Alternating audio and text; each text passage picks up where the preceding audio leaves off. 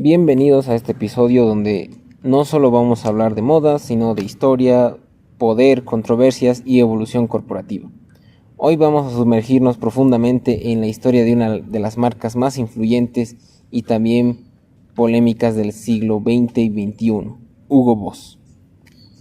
Exacto, porque cuando uno ve un traje Hugo Boss en una tienda, piensa en elegancia, éxito, lujo moderno, pero pocos se imaginan la historia tan compleja que sostiene esa etiqueta. Es una historia que mezcla crisis económica, vínculos políticos, controversias éticas y una reinvención constante. Y ahí es donde se vuelve interesante, porque este episodio no es solo sobre moda, es un viaje por el pasado oscuro de la empresa alemana, su resurgimiento después de la guerra, cómo se convirtió en un símbolo global y todas las polémicas que la siguen hasta hoy. Hoy vamos a recorrer desde la fundación de la marca, los primeros años difíciles, el vínculo directo con el régimen nazi, que es una de las partes más fuertes y delicadas, y luego todo el proceso de reconstrucción y expansión. También vamos a entrar en las polémicas más recientes, denuncias laborales, problemas con diseñadores independientes, cambios estratégicos, el nuevo rebranding y la discusión constante sobre la responsabilidad histórica de las marcas. Así que prepárense, porque lo que viene es una historia tan elegante como incómoda, tan exitosa como polémica y tan humana como empresarial. Bien, empecemos con los orígenes de Hugo Boss. Vámonos a 1924 a Metzingen, un pequeño pueblo industrial en el sur de Alemania. Nada glamoroso, ningún centro de moda, solo un lugar tranquilo donde Hugo Ferdinand Boss, un emprendedor textil, decide abrir su propio taller de confección. Algo que mucha gente no sabe es que Hugo Boss no era diseñador, no era un visionario de la moda como Yves Saint Laurent o Dior. Él era, ante todo, un fabricante. Su mundo era el de la producción textil, no el del glamour. Y el negocio comienza de forma muy humilde. Fabricaban ropa funcional, uniformes simples, ropa de trabajo, ropa utilitaria, y todo esto en un contexto nacional complicadísimo. Alemania vivía hiperinflación, crisis económica, tensión política. No era el mejor momento para emprender. De hecho, la empresa casi desaparece en 1930. Hugo Boss declara la bancarrota, el taller estaba endeudado y la demanda era baja. Pero Boss no se rinde. Renegoció deudas, redució personal, reestructuró la empresa y logró mantener las máquinas funcionando. Esta decisión lo salvó y lo preparó para una oportunidad que llegaría pronto. Y aquí empieza la primera gran encrucijada histórica. En esos años, el partido nazi comienza a expandirse y necesita proveedores para uniformes oficiales. Esto coincide justo con la desesperación de muchos pequeños empresarios que buscan contratos estables.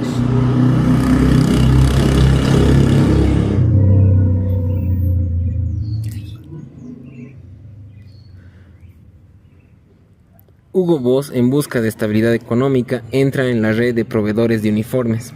Esta decisión marcaría profundamente el futuro de la empresa. Y al mismo tiempo Hugo Boss mismo decide afiliarse al partido nazi en 1931. Esto ocurre incluso antes de que Hitler llegue al poder. Su afiliación le abre la puerta a contratos oficiales. Y ahí comienza el capítulo más oscuro de la marca. La fábrica empieza a producir uniformes para varias organizaciones nazis. En este momento es clave para entender cómo una empresa casi en quiebra logra estabilizarse económicamente, pero también cómo se compromete moralmente con un régimen que pasaría a la historia como uno de los más atroces.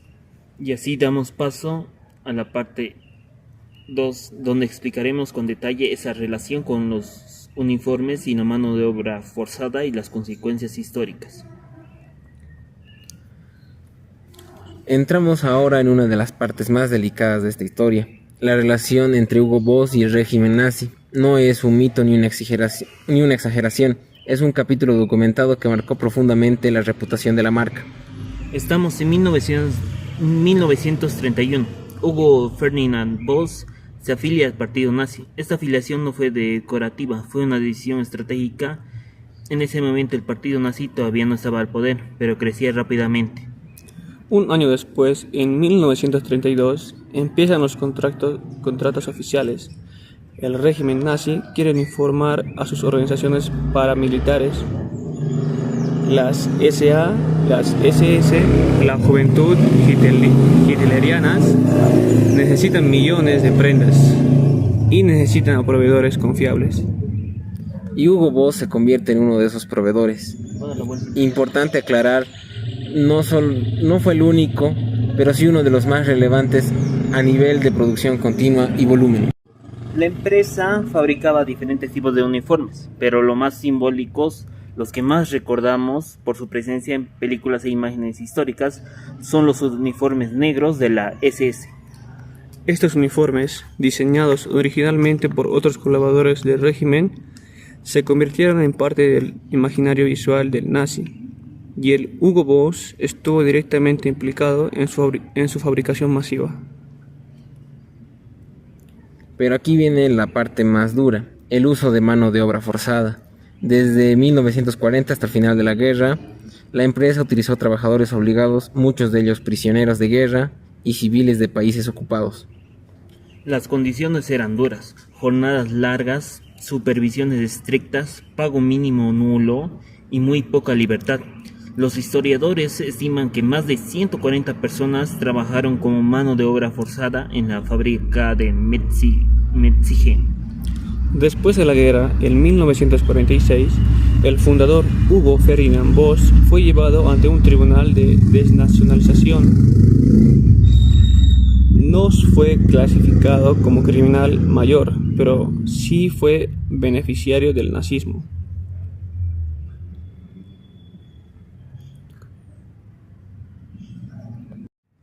Esta clasificación implicaba multas y la pérdida temporal de algunos derechos civiles, pero la empresa pudo seguir operando.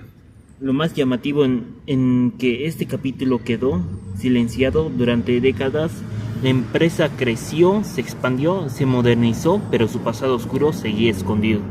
No fue hasta 1997 que informes independientes empezaron a exponer la participación de varias empresas alemanas en el régimen nazi, incluyendo Hugo Boss. Y finalmente, en 2011, prácticamente 70 años después de la guerra, Hugo Boss publica un comunicado oficial pidiendo disculpas públicas por su rol durante el nazismo. Además, la empresa financió estudios académicos para reconstruir su historia completa, esta vez sin esconder nada.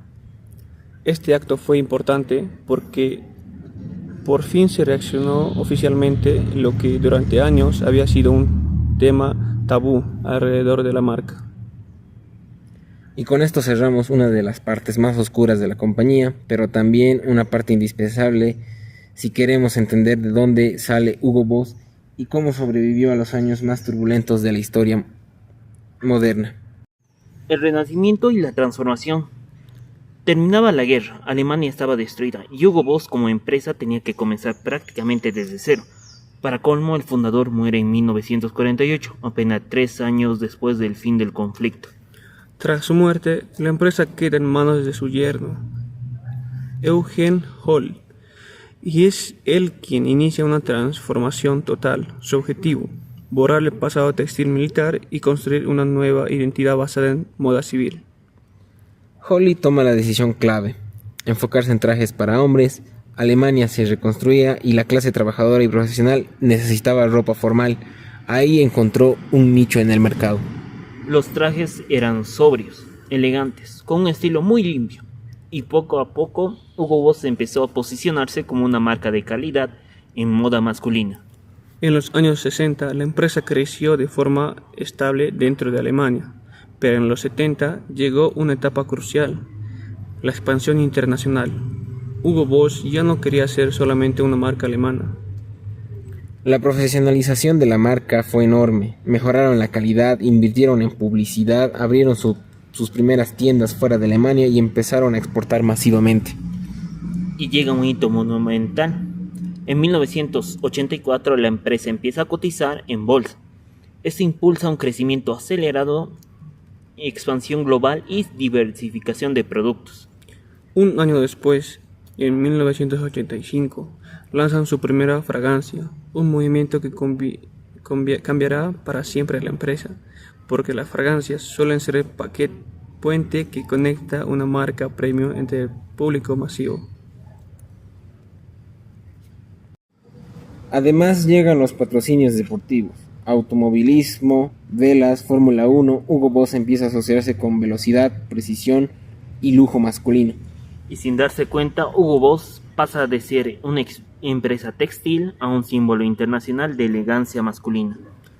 Todo esto marca la transición entre una empresa con un pasado oscuro a una marca moderna, global y culturalmente influyente.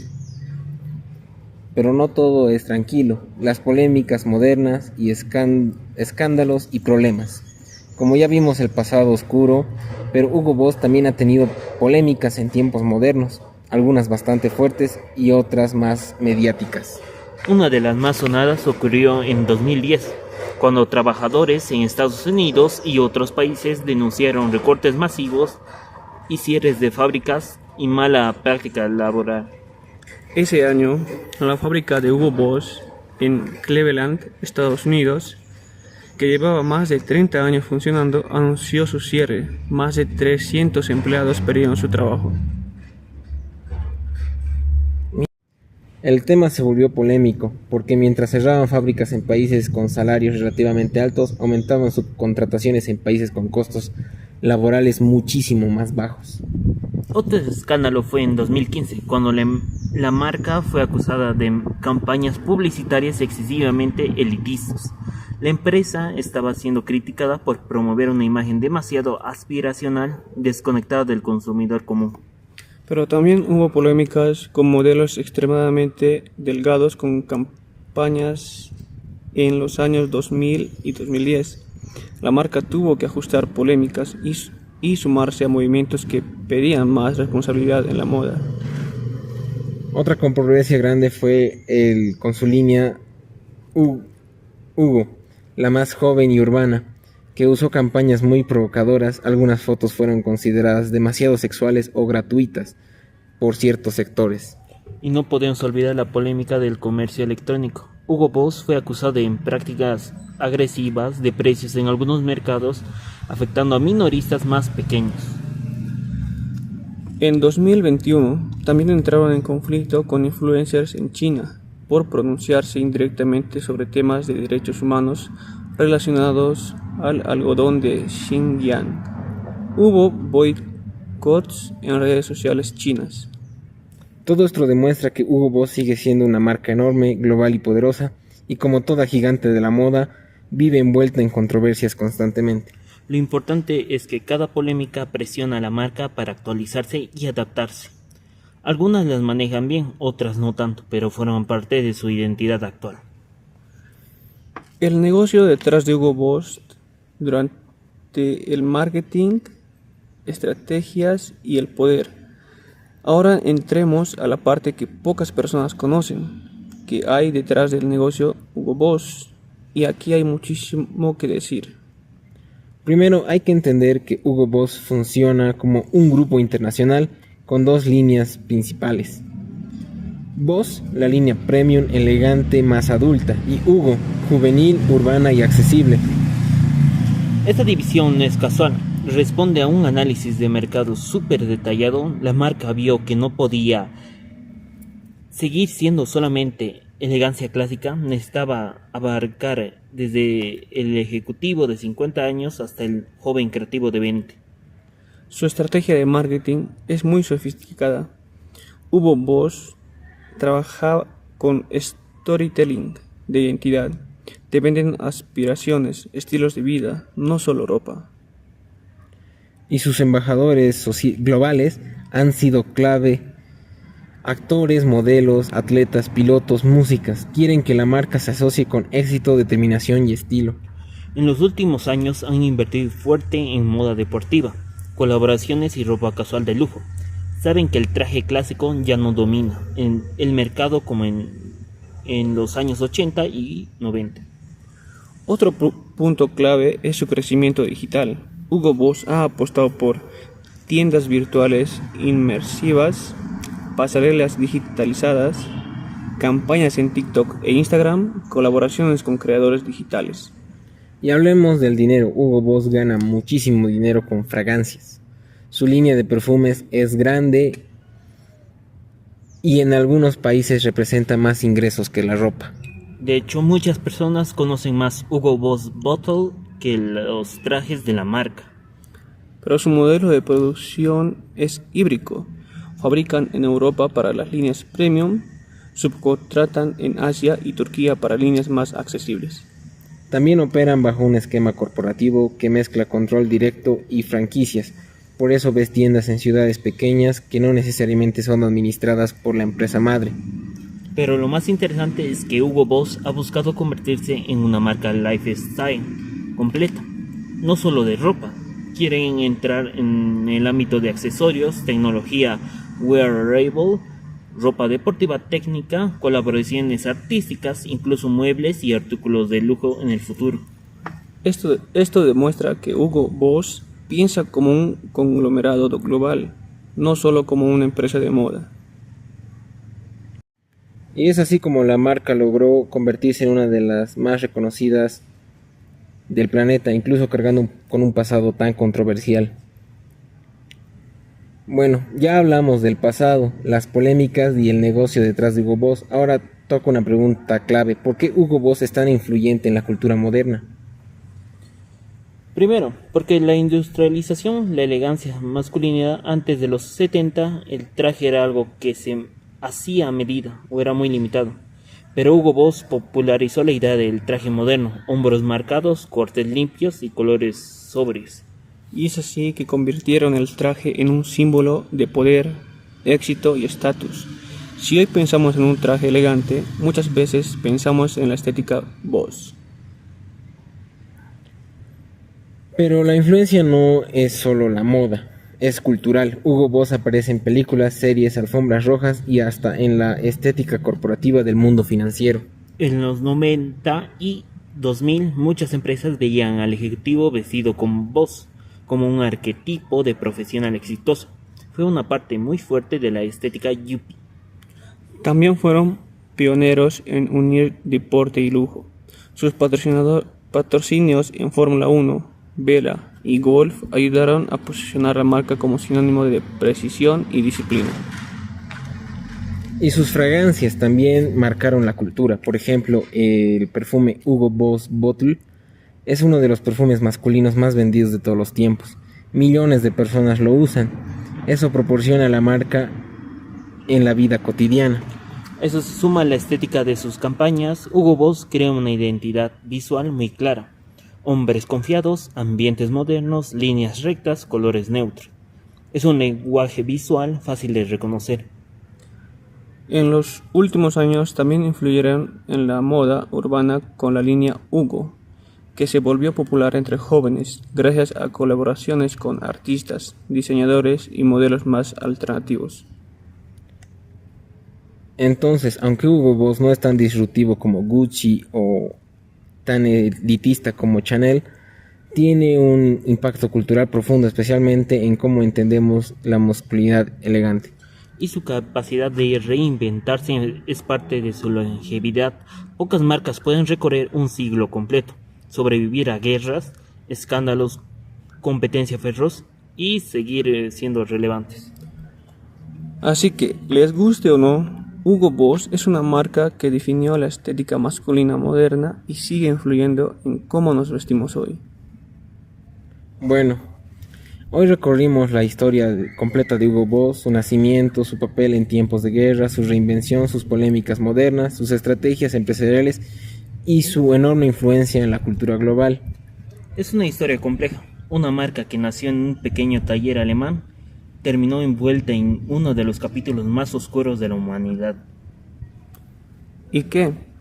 Décadas después se reinventó para convertirse en sinónimo de estilo, elegancia y aspiración. Esta historia nos deja una reflexión importante. Las marcas, como las personas, pueden tener pasados complicados, Pero lo importante es cómo enfrentan esa historia, si la reconocen y qué hacen para transformarse. Hugo Boss cometió errores graves. Fabricó uniformes para un régimen totalitario, utilizó mano de obra forzada y tardó décadas en reconocerlo. Pero también es una marca que evolucionó, que cambió por completo su significado y que hoy representa algo muy distinto a lo que representó hace 80 años. Y más allá de sus polémicas, ha dejado una huella imborrable en la industria de la moda. Sus trajes, sus fragancias, su estética visual, su presencia en el deporte y su estrategia global la convirtieron en un referente. Y lo más interesante es que su historia sigue escribiéndose. Hugo Boss no es solo una marca del pasado, es una marca que sigue vivo, adaptándose y compitiendo en un mundo cada vez más cambiante. Gracias por acompañarnos en este viaje. Esperamos que este podcast les haya revelado lo que hay detrás de Hugo Boss, lo bueno, lo malo y lo que pocos cuentan. Nosotros somos el grupo de Fauna, con mis compañeros Daniel Tolavi. Brandon Bieruel. y mi persona, Leonardo Rodríguez. Gracias.